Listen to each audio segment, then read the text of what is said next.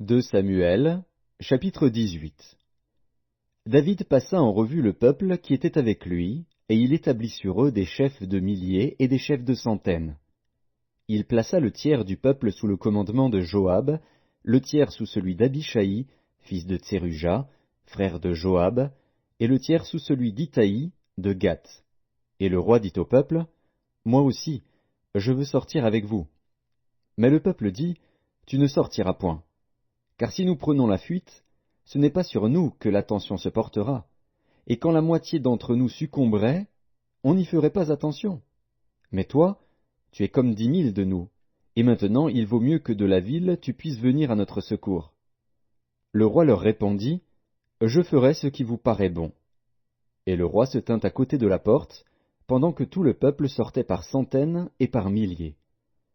Le roi donna cet ordre à Joab, à Abishaï et à Itaï, « Pour l'amour de moi, doucement avec le jeune Absalom. » Et tout le peuple entendit l'ordre du roi à tous les chefs au sujet d'Absalom.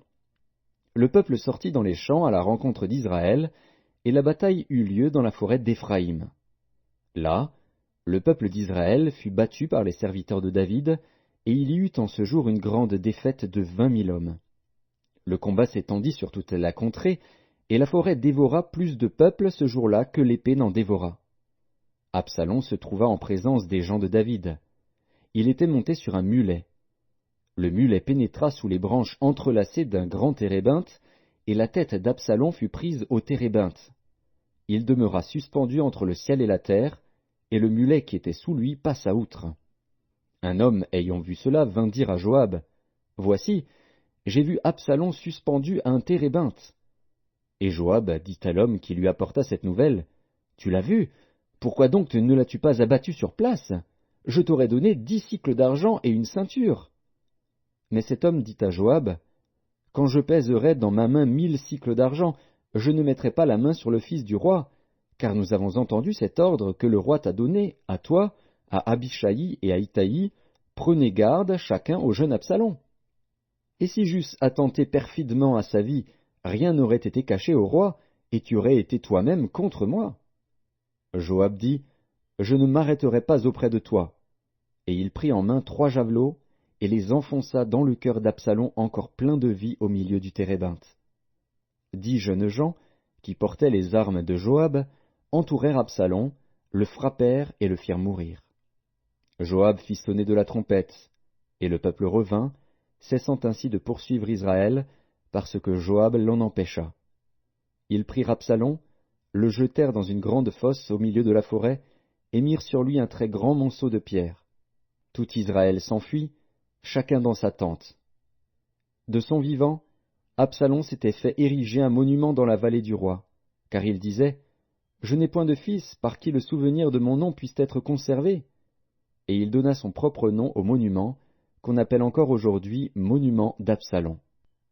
Achimaatz, fils de Tsadok, dit, « Laisse-moi courir, et porter au roi la bonne nouvelle que l'Éternel lui a rendu justice en le délivrant de la main de ses ennemis. » Joab lui dit, « Ce n'est pas toi qui dois porter aujourd'hui les nouvelles.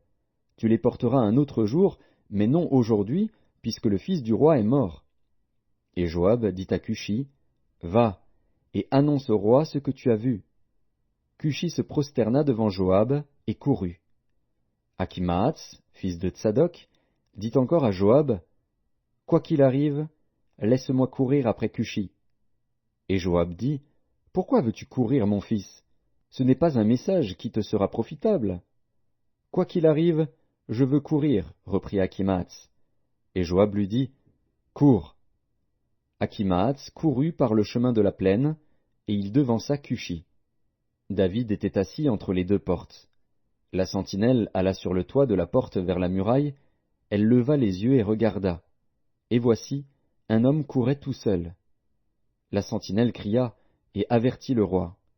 Le roi dit, « S'il est seul, il apporte des nouvelles. » Et cet homme arrivait toujours plus près. La sentinelle vit un autre homme qui courait. Elle cria au portier, « Voici un homme qui court tout seul. » Le roi dit, « Il apporte aussi des nouvelles. » La sentinelle dit, « La manière de courir du premier me paraît celle d'Achimaatz, fils de Tsadok. » Et le roi dit, « C'est un homme de bien, et il apporte de bonnes nouvelles.